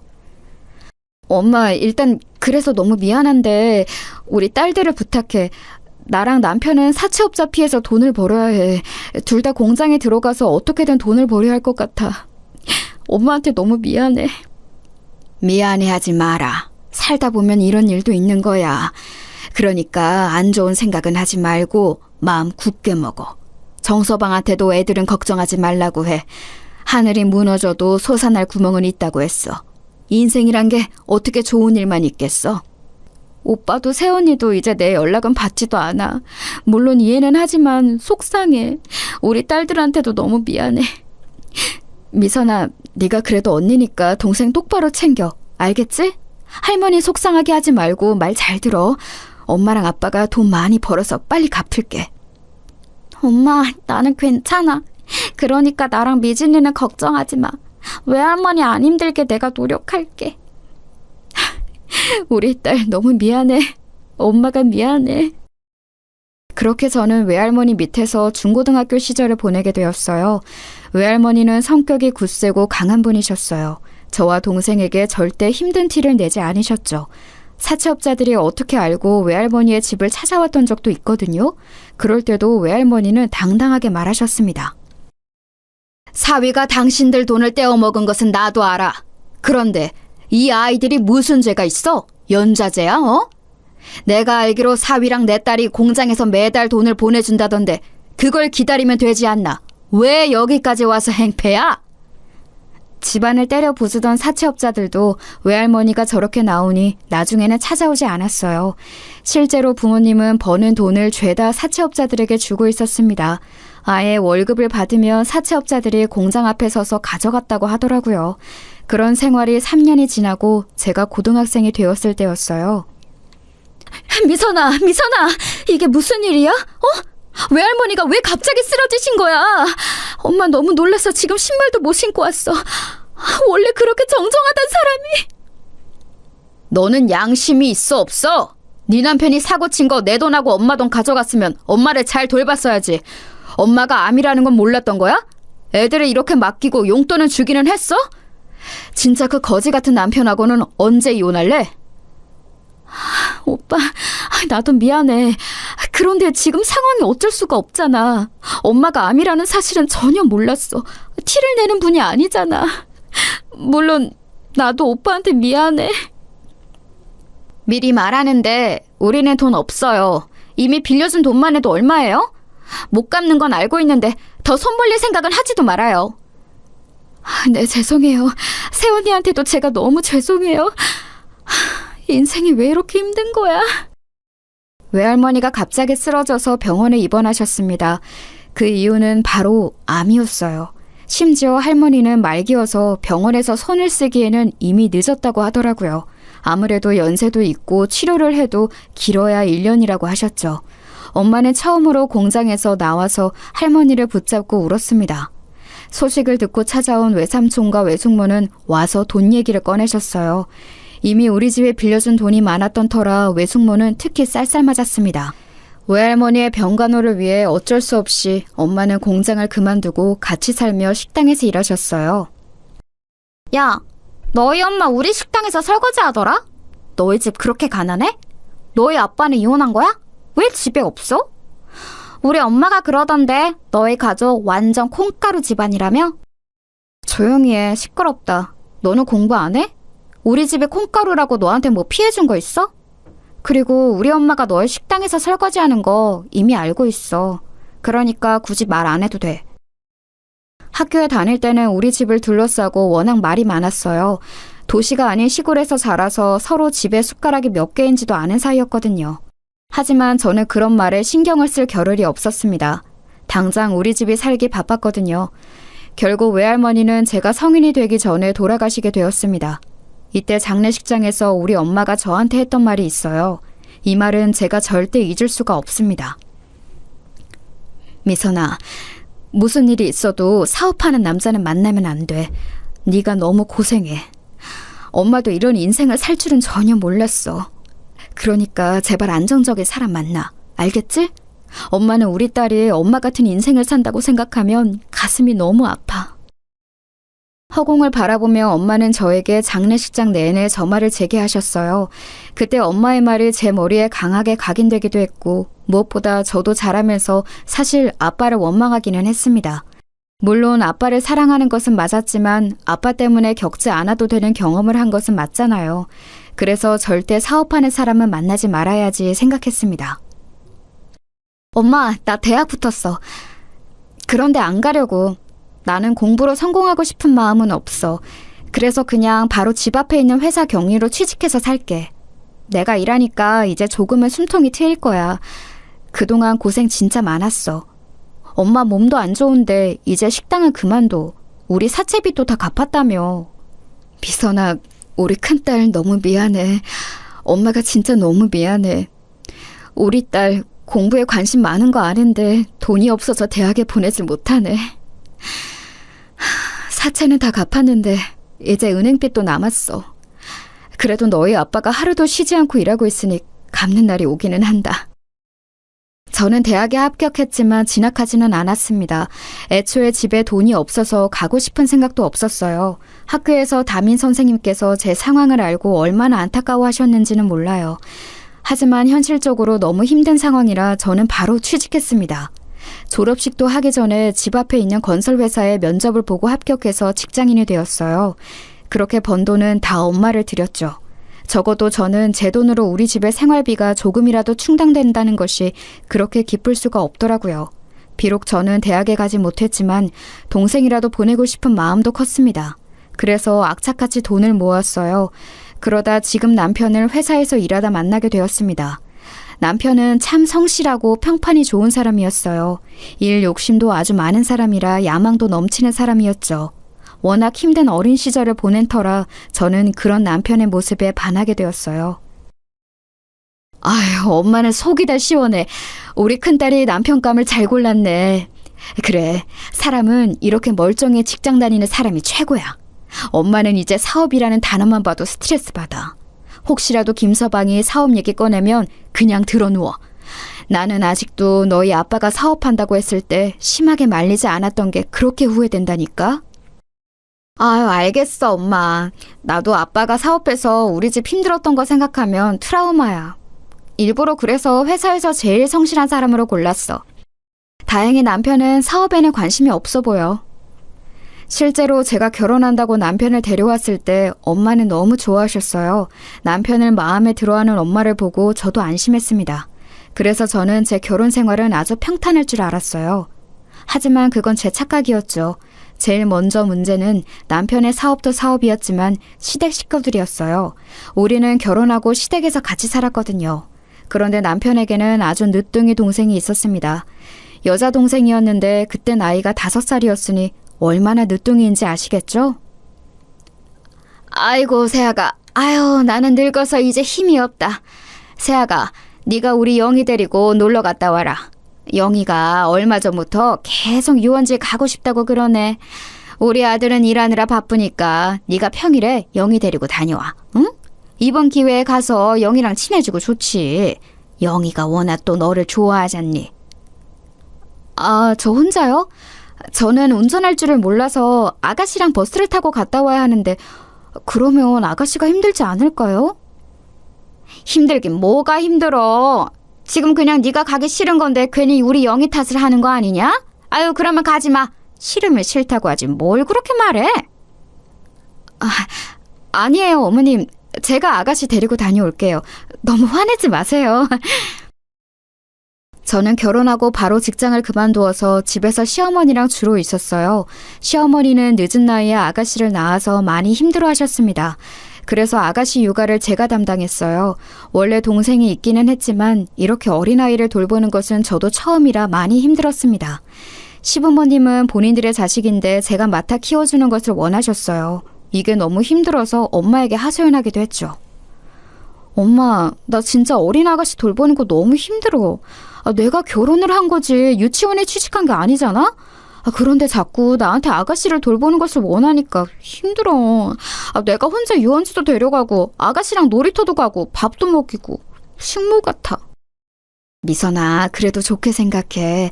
김서방이 성실하게 월급 매달 가져다 주는 게 어디니?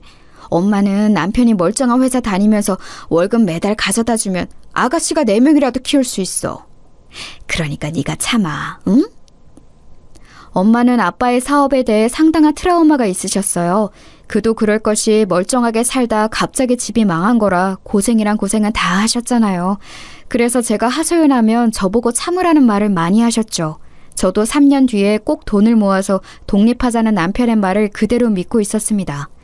그런데 독립 관련해서 문제가 생기기 시작했어요. 제가 그냥 꾹 참고 아가씨를 돌보니까 아가씨가 저를 많이 따랐거든요. 새언니, 나 솜사탕 먹고 싶어요. 우리 공원 가서 솜사탕 먹어요. 응? 나 그리고 모래놀이도 하고 싶은데 놀이터 가서 놀아요. 네? 아유, 우리 영희는 새언니가 그렇게 좋아? 그러면 이제 앞으로 새언니랑 살면 되겠다. 그치?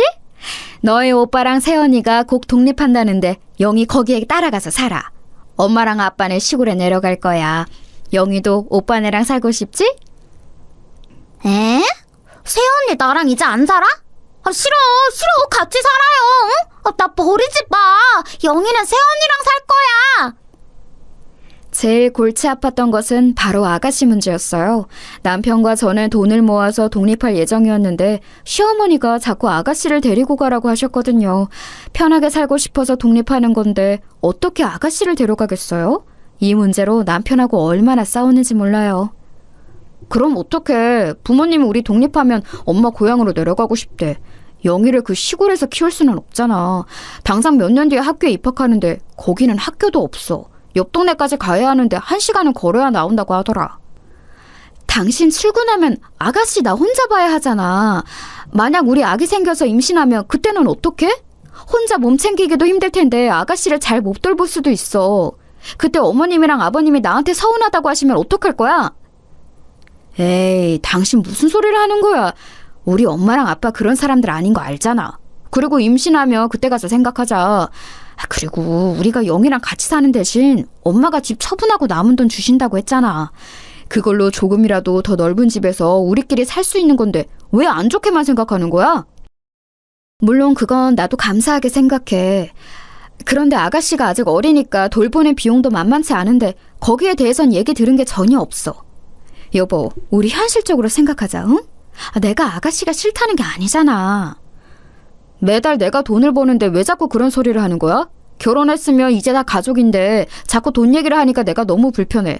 그럼 영희 시골로 보내던가. 나는 몰라. 왜 소리를 지르고 그래? 일단 진정해봐. 내가 미안해. 알겠어. 결국 우리 부부는 어린 아가씨와 같이 신혼생활을 하게 되었어요. 시부모님은 우리가 독립하자 기다렸다는 듯이 다 처분하고 바로 시골로 내려가셨어요. 아직 유치원생인 아가씨의 육아는 오로지 제가 감당했죠. 남편은 회사 생활이 바쁘다며 집에 잘 오지도 않았거든요. 그래서 저는 아가씨를 데리고 친정에 다니기도 했습니다. 애가 고집이 장난 아니네. 그리고 김서방보다 우리 딸을 훨씬 좋아해. 누가 보면 네가 제 엄마인 줄 알겠다. 성질만 좀 줄이면 얼마나 좋을까? 그러니까 말이야. 워낙 시부모님이 늦둥이라 오냐오냐 키워서 그래. 그래도 엄마 말대로 아가씨 문제만 아니면 크게 우리 사이에 문제는 없으니까 참고 사는 거지. 사연 없는 집은 없다고 하잖아. 그래, 막말로 집에 사채업자가 찾아오니? 아니면 대출 갚느라 네가 김치 공장 들어가서 종일 서서 김치 만드는 것도 아니잖아. 그냥 참아. 참는 게 이기는 거야. 김서방이 그래도 성실하게 회사에 다니잖아. 엄마는 그걸로 만족해. 워낙 아빠의 사업 실패에 트라우마가 있던 엄마와 저였기 때문에 결혼 생활이 생각보다 힘들어도 버텼어요. 그런데 문제가 발생하게 되었습니다. 남편과 저는 아이가 쉽게 생기지 않았어요. 아무래도 아가씨를 키우느라 고생이 많아 제가 신경 써야 할 일이 많기도 했었죠. 그러다 겨우 임신에 성공하게 되었고 열심히 태교하고 있었습니다. 새언니 뱃속에 그럼 아기가 있는 거야? 우와, 아기 언제 태어나? 나 아기 태어나면 아기랑 같이 놀이터도 가고 놀이공원도 갈래. 우리 영희가 조카를 봐준다고 하니까 오빠는 기쁘다. 여보, 이것 봐. 우리가 영희를 키운 것처럼 영희도 우리 아기랑 놀아줄 거야. 뿌듯하지? 아가씨도 태어날 조카에 관심이 매우 많았어요. 우리 친정에서도 제 임신 소식에 많이 기뻐하셨습니다. 양가의 관심을 한 몸에 받으며 태어날 아기를 기다리고 있었는데 남편이 벼랑간 저를 앉혀놓고 말했습니다. 그래서 나는 사업을 꼭 할 거야. 이미 생각해 놓은 그림이 있어. 여보, 당신은 나 믿지? 내가 그동안 바빠서 집에 잘 못 왔잖아. 그게 다 이것 때문이었어. 나는 당신하고 행복하게 살고 싶어. 갑자기 사업을 하려고 멀쩡히 다니던 회사를 그만둔다는 남편의 말에 저는 너무 놀랐어요. 이 대화가 바로 사연 초반에 말했던 그 대화입니다. 제가 남편과 결혼한 이유 자체가 성실하게 회사에 다니는 거였는데 이게 무슨 소리인가 싶었죠. 여보, 우리 태어날 아기도 아기지만 당장 아가씨는 어떡해? 당신이 갑자기 그만두면 아가씨한테 매달 들어가는 돈은 어디서 충당하라는 거야? 우리 현실적으로 생각하자, 응? 영희? 에이, 솔직히 우리가 어디 무슨 고급 기관에 보내는 것도 아니잖아. 기본만 하는 건데 왜 그래? 그리고 우리 아이 태어나면 영희가 많이 놀아줄 거야. 그러니까 멀리 보자. 저는 남편의 말에 너무 가슴이 갑갑해졌어요. 시댁과의 문제가 전혀 없던 것도 아니고 시어머니가 고향으로 내려가고도 사건이 몇 개 있었거든요. 예를 들어 시어머니는 시골에 갔는데 자꾸 우리 부부가 사는 곳으로 자주 올라오셨어요. 내가 반찬 몇 개 가져왔어. 우리 영희는 잘 있니? 네가 집에 있으니까 영희랑 우리 아들 굶지 않게 잘 챙겨라. 알겠지?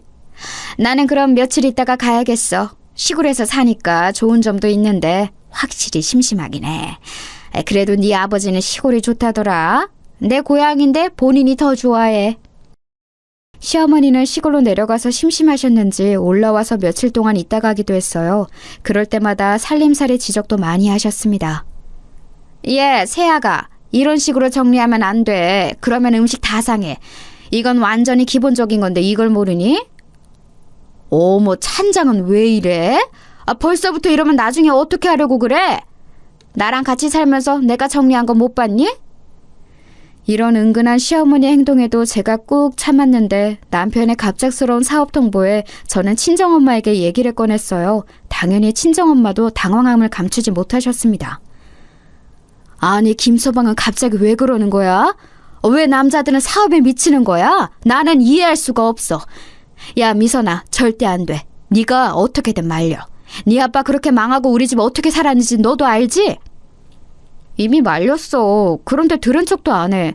이미 어떻게든 그렇게 하겠다고 마음먹어서 내 말은 들리지 않나 봐. 곧 아기도 태어나는데 어떡해? 엄마, 나 미칠 것 같아. 네 아빠가 너희 어릴 때 그렇게 사고 쳤던 거 아직도 갚고 있는 거 알지? 사채는 겨우 개고생해서 갚긴 했는데 아직도 은행빚이 어마어마해. 엄마는 우리 딸이 그렇게 사는 거 원하지 않아. 물론 사업한다고 다 망하는 것은 아니야. 하지만 성공하는 것보다는 확률이 더 높아. 나도 아빠가 사업하고 우리 집 쫄딱 망해서 힘들게 살았던 거 당연히 기억해. 그래서 남편에게 말했는데 이미 귀를 막았어. 어떡하면 좋아? 시어머니는 오히려 나한테 뭐라 하더라. 실제로 저는 이 문제를 심각하게 받아들여서 시어머니가 집에 오셨을 때 얘기를 꺼냈었어요. 그런데 시어머니는 워낙 아들 사랑에 지독하신 분이라 저한테 뭐라 하셨습니다. 시어머니가 뭐라고 하셨는지 아세요? 어머님이 제발 남편 말려주세요. 제 말은 안 들어요. 멀쩡하게 다니는 직장을 갑자기 그만두면 당장 아가씨는 어떡하고 태어날 우리 아기는 어떡해요? 무슨 사고를 쳐서 잘리는 것도 아니고. 너는 아내가 남편이 그렇게 일한다는데 왜 미리 초를 치고 있니? 옆에서 응원하는 것도 모자랄 판에 지금 뭐 하는 거야? 원래 자고로 아내는 남편이 사회생활하면 집에서 조용히 내조하는 게 도리야. 사람 섭섭하게 왜 이래? 그냥 현실적으로 지금 우리 부부가 모아놓은 돈이 별로 없어서 그래요. 우리 아버지도 사업을 해서 최악의 상황이 되면 어떻게 할지 고민이라. 그건 그때 가서 생각해라. 괜히 우리 아들이 열심히 일한다는데 회방 놓지 말고, 알겠어? 그리고 만약에 망하면? 그럼 그때 우리가 책임질게. 시어머니는 오히려 걱정하는 저에게 유난이라는 투로 말씀하셨어요. 남편은 이미 진섭이라는 친구와 동업할 생각에 신이 난 상태였습니다. 그렇게 사업을 시작했는데 제 예상과 달리 처음에는 사업이 생각보다 아주 잘 되었어요. 여보, 여기 돈. 이걸로 우리 아기랑 영희 맛있는 거 사 먹여. 그리고 당신 힘들게 이렇게 집에서 집안일 하지 말고 사람 쓰라니까. 그냥 편안하게 백화점 가서 쇼핑해. 친정 식구들도 불러. 여보, 웬일이야 진짜. 저번에도 돈 가져다 주더니 오늘도? 나는 당신이 이렇게 잘 풀릴 줄 몰랐어. 이럴 줄 알았으면 처음에 사업한다고 했을 때 괜히 말렸네. 내가 그때는 미안했어. 괜찮아. 나도 내가 이렇게 사업에 성공할 줄은 몰랐거든. 당신 표정이 밝아지니까 내가 다 행복하다. 우리 평생 이렇게 살자. 자, 그럼 나는 또 돈 벌러 갈게. 조심히 잘 다녀와요. 행복하다. 남편은 실제로 돈을 아주 많이 벌었어요. 그래서 원래 살던 집에서 그 당시 고급 아파트로 이사가서 살게 되었죠. 아가씨와 우리 아이의 교육에도 신경을 많이 썼습니다. 아가씨는 유명 사립학교에 입학해서 다니고 있었어요. 내가 우리 아들 사업 잘 될 거라 했지? 나는 우리 아들은 당연히 성공할 줄 알았어. 그래서 네가 그렇게 반대할 때 웃기지도 않더라. 앞으로 너는 그냥 조용히 우리 아들이 하자고 하면 그렇게 하라고 해. 시어머니는 기세 등등해진 상태로 제 얼굴을 볼 때마다 남편을 칭찬하셨어요. 그런 모습을 보며 참 머쓱한 기분이 들었답니다. 그리고 남편의 성공에 관해 제일 놀랐던 사람은 바로 우리 친정부모님이에요. 우리 딸이 이런 고급 아파트에 산다고? 엄마는 믿기지 않아. 너무 잘 됐다. 우리가 괜히 너희 아빠가 망했던 기억 때문에 안 좋게 생각했었네. 우리는 아직도 대출빚이 많잖아. 내가 젊었을 때 했던 실수 때문에 우리 가족이 이렇게 사는 거지. 미안하다. 나는 아직도 우리 딸들이 장모님 손에 자란 것만 생각하면 자다가도 벌떡 일어나. 아유, 그만해, 아빠. 이미 지나간 일이야. 그리고 나는 사실 사채업자 빚을 탕감한 것만으로도 대단해. 그거 갚으려고 아빠 쉬는 날도 없이 일했잖아. 지금도 돈이 되는 일이라면 뭐든 하잖아? 너희 엄마랑 우리 딸들한테 너무 미안해서 그렇지. 일을 안 하면 꼭 죄를 짓는 기분이야. 우리 딸이라도 이렇게 행복하게 살아서 얼마나 다행이지 몰라. 김서방은 부디 망하지 않고 쭉 이렇게 살았으면 좋겠다. 친정아빠는 사업이 망한 후로 우리 가족에게 유난히 미안해하셨어요. 아직 빚이 많기도 했고 또 본인의 죄책감 때문에 하루도 쉬지 않고 어떤 일이라도 하는 분이셨죠. 그런 아빠를 보고 저는 속으로 남편의 성공에 관해 마냥 기뻐할 수는 없었습니다. 그리고 그 예측은 맞아떨어졌어요. 왜냐하면 남편의 잘 나가던 사업은 정확히 우리 아이가 학교에 입학할 때가 되자 신기루처럼 사라졌습니다. 정말 한여름밤의 꿈이라고 할 만큼 갑작스러웠어요. 여보, 잠시만. 지금 그게 무슨 말이야? 정확히 말해. 다 망했다니? 끝이라니? 제발 그만 울고 말을 제대로 해. 나 너무 당황스러워. 제발 침착하게 말해봐, 응? 이제 끝이야. 미소나, 내가 미안해. 내가 나가 죽어야 해. 믿었던 진섭이한테 배신당했어. 그 새끼가 혼자 중간에서 다 가로챘다고. 심지어 이미 베트남으로 출국해서 잡을 수도 없어. 어떡하지? 남편은 사업의 동업자였던 진섭 씨에게 크게 당했어요. 이미 어릴 때 겪은 일이지만 막상 제가 자식이 아닌 아내의 상태로 소식을 들으니 타격이 훨씬 심했습니다. 남편도 동업자에게 배신당한 우리 아빠의 처지였습니다. 사장님, 돈 내놔요. 우리 월급도 저번 달에 안 줬으면서 이번 달도 안 주면 어떡해요? 에라이 망할 자식아, 돈 내놔. 당장 문 열어. 안 열어? 심지어 직원들이 집으로 찾아와서 돈을 달라고 난리를 치기 시작했어요. 그리고 이것을 시작으로 사채업자들과 각종 사업하며 만난 거래처들이 집으로 찾아왔습니다. 남편과 저는 급한 대로 살던 아파트를 팔아 남은 돈으로 급한 불을 껐어요. 하지만 급한 불만 껐지 이미 빚은 어마어마한 상태였습니다. 그럼 나는 어떡해? 시골로 가라고? 장난해? 멀쩡히 다니던 학교를 그만두고 저 시골로 가서 살려는 거야? 싫어, 싫다고. 지금 이런 거지 같은 단칸방으로 온 것도 짜증나는데 무슨 시골이야? 영희야, 오빠도 너 시골로 보내는 거 싫어. 그런데 현실적으로 지금도 이렇게 사람들이 찾아오는데 너까지 위험해져. 그러니까 미안한데 시골로 가서 엄마랑 있어. 알겠지? 그래요, 아가씨. 속상하겠지만 아까도 사채업자가 찾아온 거 봤죠? 아가씨까지 위험하니까 일단 시골로 가요. 상황이 안정되면 반드시 아가씨 데리러 갈게요. 집을 팔고 차도 팔고 적금도 깨서 상황을 안정시키려고 노력했어요. 그 과정에서 아가씨를 시골로 보냈고 시댁과 친정에도 돈을 빌리기 시작했습니다. 엄마, 어떡해. 계속 이사 다녀도 사채업자들이 어떻게 알고 찾아와. 살림도 없는데 자꾸 와서 때려 부수고 난리야. 집주인도 소란스럽게 하지 말고 당장 나가라고 하더라. 이제 돈을 빌릴 것도 없어. 어떡해. 아유, 내가 미치겠다. 사업하면 꼭 끝이 왜 이러니? 미선아, 엄마가 급하니까 돈 조금 줄게. 그걸로 일단 우리 손녀 밥은 먹여. 사람이 힘들수록 정신 똑바로 차려야 해. 아휴, 우리 엄마가 나한테 했던 말을 내가 우리 딸한테 하니. 이게 무슨 일이니? 뭐? 아니야, 됐어. 엄마, 그러지 말고 내가 우리 지영이 엄마한테 맡길 테니까 아이를 봐줘. 내가 엄마처럼 공장 들어가서 일해서 조금이라도 갚아야겠어. 남편도 지금 아는 사람한테 아주 소액이라도 빌리고 있거든. 해보는 데까지 해야지.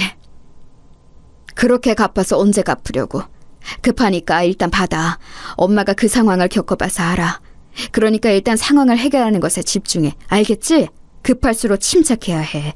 일단 사채 빌린 거 갚는 게 우선이야. 그거 이자가 어마어마하거든. 그리고 지영이는 엄마한테 보내. 벼랑 끝에 몰렸다고 생각했는데 친정엄마의 도움으로 가까스로 일어설 수 있었어요. 또 빚쟁이들에게 도축당하면서 우리 아이를 온전히 보호할 수가 없다고 느꼈습니다. 그래서 실제로 아이를 엄마에게 보냈어요. 친정이 그렇다고 여유 있는 상황은 전혀 아니었습니다. 급하게 엄마에게 받은 돈으로 상황을 해결하고 동생과 대화하는데 저는 깜짝 놀랐어요. 형부는 왜 이렇게 무책임해? 그리고 언니 시부모님도 너무해. 이제껏 언니가 힘들게 내조하고 아가씨까지 키웠는데 왜 시골로 보냈냐고 뭐라 했다고?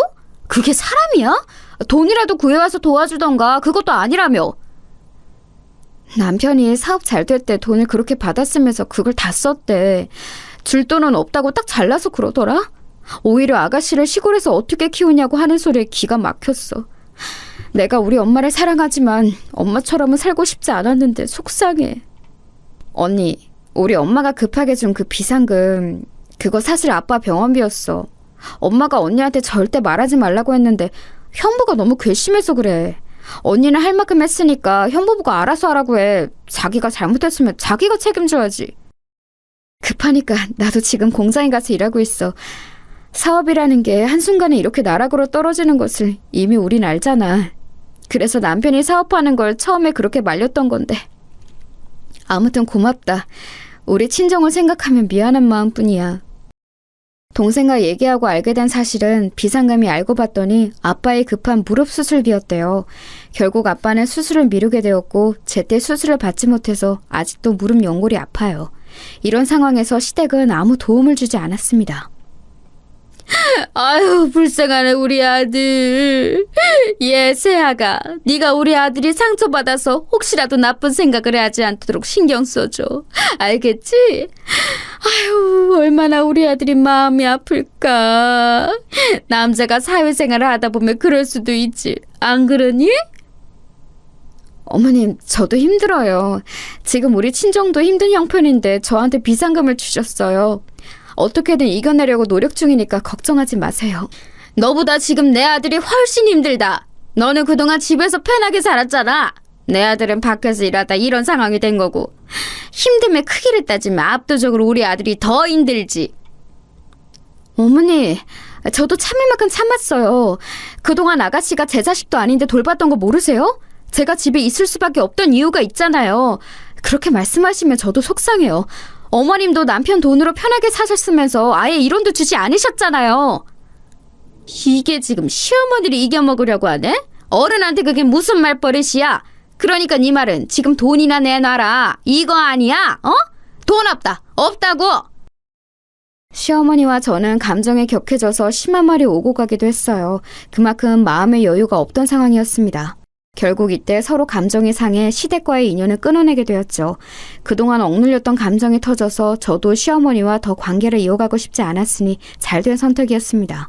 그리고 급한 대로 저는 공장에 가서 일하며 돈을 벌었어요.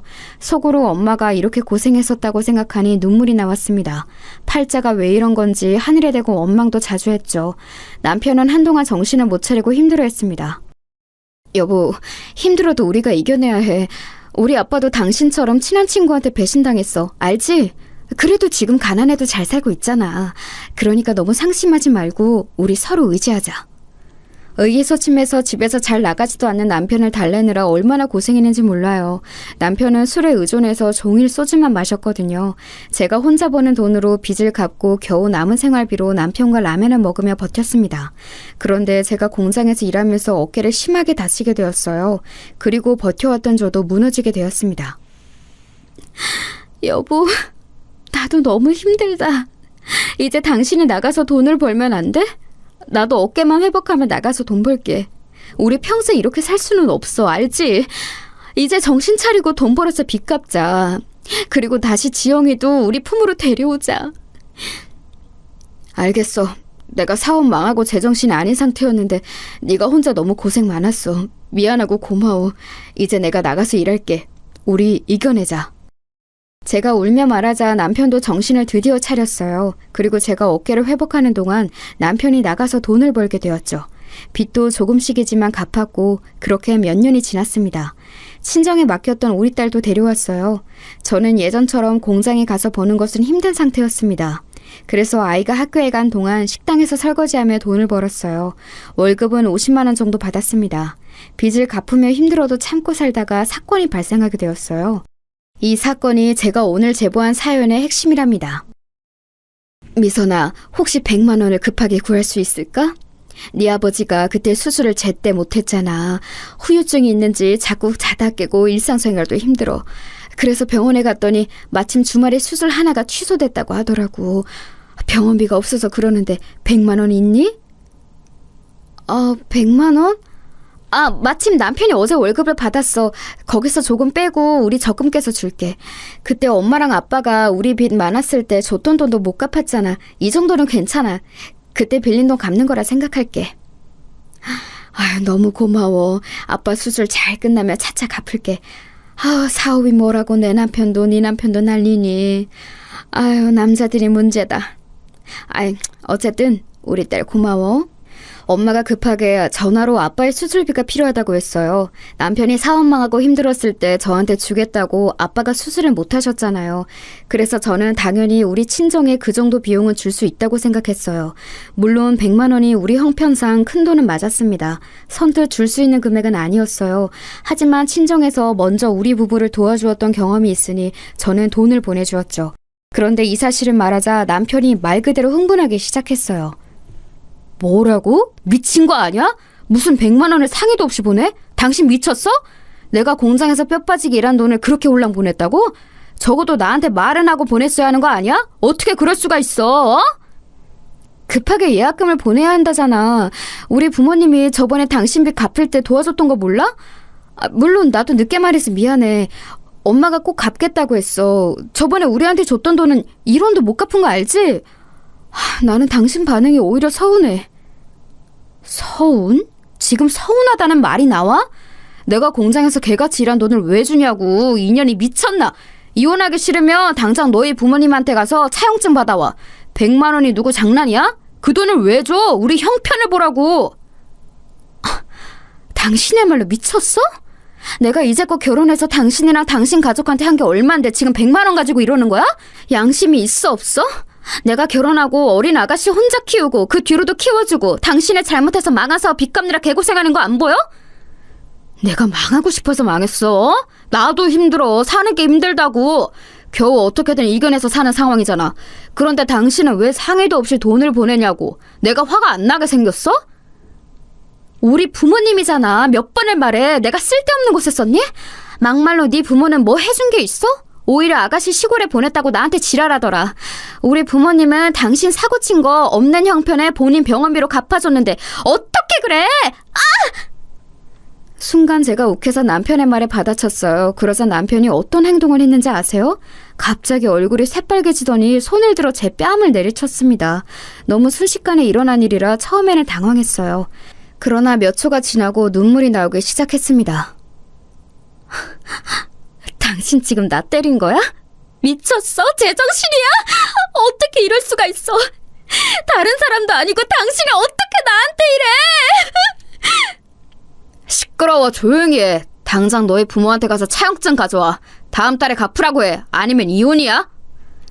남편은 제가 친정에 돈을 보냈다는 사실을 알자 크게 분노했어요. 그러더니 본인의 화를 주체하지 못하는 모습을 보였습니다.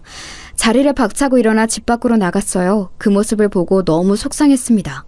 아무리 생각해도 제 행동이 뺨을 맞을 행동은 아니라고 생각했죠.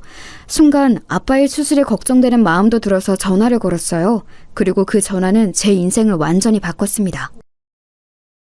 아빠 수술 내일이지. 몸 컨디션은 어때? 괜찮아? 급하게 잡힌 수술인데 긴장되지는 않아? 미선아, 아빠는 괜찮아. 그런데 너 우는 거야? 왜 그래? 무슨 일이 있는 거야? 아빠는 괜찮으니까 천천히 말해봐. 설마 김서방이 또 사고 쳤니? 아빠, 나 서러워서 못 살겠어. 너무 속상해. 내가 아빠 수술비를 보냈다고 했더니 남편이 차용증을 받아오래. 도대체 어떻게 저래? 사람이 저래도 되는 거야? 그리고 심지어 내 뺨을 때렸어. 내가 시댁에 얼마나 잘했는데 저럴 수가 있어? 뭐? 내 딸의 뺨을 때렸다고? 그게 진짜야? 김서방이 어떻게 그래? 그 순간이었어요. 제가 뺨을 맞았다고 말하고 아빠가 흥분하자 갑자기 낯선 목소리가 핸드폰을 통해 들려왔습니다. 그리고 그 사람이 누군지 알게 되자 저는 너무 깜짝 놀라고 말았습니다. 미선아, 나 준철의 삼촌이다. 뭐라고? 우리 미선이를 남편이 때렸다고? 이게 무슨 미친 소리냐? 아저씨가 당장 거기로 갈게. 딱 기다려. 네? 네? 누구라고요? 준철이 삼촌? 삼촌이라고요? 아니 글쎄 여러분, 제 전화를 가로채서 받은 사람이 바로 준철의 삼촌이었어요. 어릴 때 워낙 많이 봤던 사이라 아저씨의 목소리를 듣고 저는 단번에 알아챘습니다. 아빠와 동업하다 보증 문제로 연락이 끊겼던 준철이 삼촌이 왜 아빠와 있는지 궁금했어요. 저는 어안이 벙벙한 채로 전화가 끊긴 핸드폰을 바라보았습니다. 그리고 정말 몇 분 뒤 삼촌이 제 앞에 아빠와 나타났어요. 삼촌 뭐예요? 저 너무 놀랐어요. 이게 무슨 상황이에요? 아빠랑 삼촌이랑 다시 연락하고 있었어요? 도대체 이게 어떻게 된 일이에요? 미선아, 오랜만이다. 삼촌이 참 너희 가족들에게 너무 미안해. 그때 사업이 망하고 아저씨가 생명의 위협을 너무 많이 받았어. 그래서 중국으로 도망갔었다. 거기서 몇 년간 개고생하고 일이 겨우 해결되어서 예전보다 돈이 많아졌어. 그래서 다시 한국으로 왔지. 그런데 이미 늦었더라. 너희 가족은 이미 떠난 후였어. 내가 수소문하고 흥신소에 의뢰하고 겨우 너희 아빠를 찾았더니 이렇게 나 때문에 힘들게 살고 있더라. 그런 사정이 있으셨구나. 삼촌, 저는 모르겠어요. 삼촌이 미운데, 너무 미운데 반갑기도 해요. 삼촌 때문에 너무 힘들었거든요. 우리 아빠가 삼촌 보증 때문에 안 해도 되는 고생을 많이 했어요. 그건 우리 엄마도 마찬가지예요. 하지만 그래도 이렇게 잊지 않고 찾아와서 고마워요. 아니다, 다 내 잘못이야. 그래서 너희 아버지한테도 말했는데 내가 너희 가족에게 남은 인생을 모두 바칠 거야. 평생 돈 걱정은 안 해도 되게 해줄게. 우선 망할 너희 남편이 첫 번째야. 그 새끼 어디 있어? 당장 이혼해. 변호사 선임하고. 감히 우리 미선이를 때려? 삼촌은 중국으로 도망쳤는데 거기서 사업이 아주 잘 풀렸다고 해요. 그래서 예전과는 비교도 못할 정도로 잘 나가기 시작했다고 합니다. 결국 삼촌의 덕으로 저는 망할 남편과 이혼할 수 있었어요. 미선아, 내가 미안해. 잠시 내가 미쳤었나 봐. 우리 미혼하지 말자. 내가 다시는 너한테 손 올리지 않을게. 됐어. 나는 이제 당신하고 할 말은 없어. 내가 그동안 시댁과 당신에게 할 만큼 충분히 했다고 생각해. 우리 앞으로 마주치지도 말자. 나는 당신 빚을 대신 갚을 생각 없어. 이혼하자며. 당신이 이혼 얘기 먼저 꺼냈어. 아니야, 미안해. 내가 그때 너무 흥분해서 그랬어. 미선아, 내 말을 들어봐. 미선아!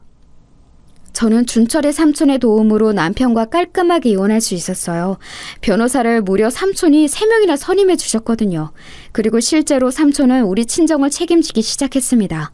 아빠의 수술도 성공적으로 마칠 수 있었고 저는 예전과는 다른 생활을 하고 있어요.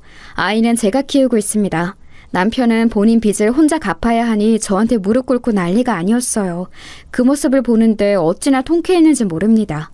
그리고 더불어 역으로 친정엄마가 예전에 빌려준 돈까지 청구했어요. 이게 다 남편의 업보랍니다. 여기까지가 제가 준비한 사연이에요. 재밌게 들으셨나요? 저는 이제 저 망할 남편을 보지 않아서 얼마나 즐거운지 몰라요. 제 사연 들어주셔서 정말 감사합니다. 그럼 이만 마치도록 할게요. 여러분도 행복한 나날 보내시길 바래요.